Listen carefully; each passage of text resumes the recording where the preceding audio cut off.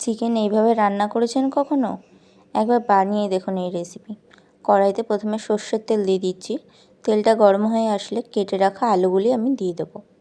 দেখো আলুগুলি দিয়ে দিয়েছি। এবার আলুর মধ্যে হলুদ গুঁড়ো আর সামান্য পরিমাণে নুন দিয়ে ভালো করে নাড়িয়ে নেব।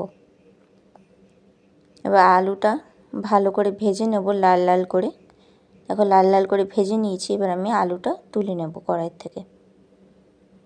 আলুটা তুলে নিলাম। এবার কাঁচা চিকেনটা দিয়ে দেবো। চিকেনটা দিয়ে হালকা হাতে নেড়ে নেব।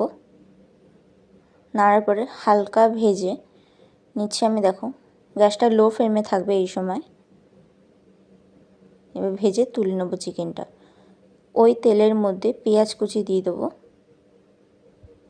পেঁয়াজটা দিয়ে দিচ্ছি। দেখো নাড়িয়ে নিলাম।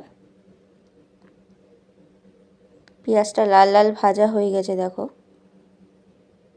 এরকম ভাজা হয়ে গেলে তার মধ্যে হলুদ গুঁড়ো, 2 চামচ জিরের গুঁড়ো আর 2 চামচ নুন দিয়ে দেবে।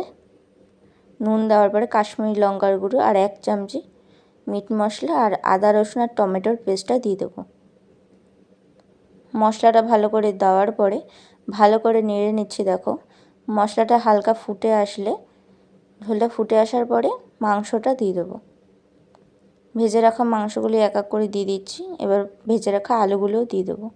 দিয়ে ভালো করে কষিয়ে নিচ্ছি। দেখো ভালো করে কষিয়ে নেব। কষানোর পরে কিছুক্ষণের জন্য ঢাকা দিয়ে দেবো যাতে আলুটা চিকেনটা সেদ্ধ হয়ে যায়। ঢাকা তুলে নেব। কিছুক্ষণ পরে আবার কিছুক্ষণ নাড়িয়ে নেব। দেখো আমি দেখাচ্ছি আলুটা সেদ্ধ হয়ে গেছে। এবার সামান্য নেড়ে তার মধ্যে জল দিয়ে দেবো পরিমাণ মতন। জলটা দিয়ে কিছুক্ষণ ফুটিয়ে তার মধ্যে গরম মশলা ছিটিয়ে তারপর নামিয়ে নেব। ভিডিওটা তোমাদের কেমন লাগলো জানিও। আর চ্যানেলটা সাবস্ক্রাইব করো আর লাইক করতে ভুলো না। Bye bye.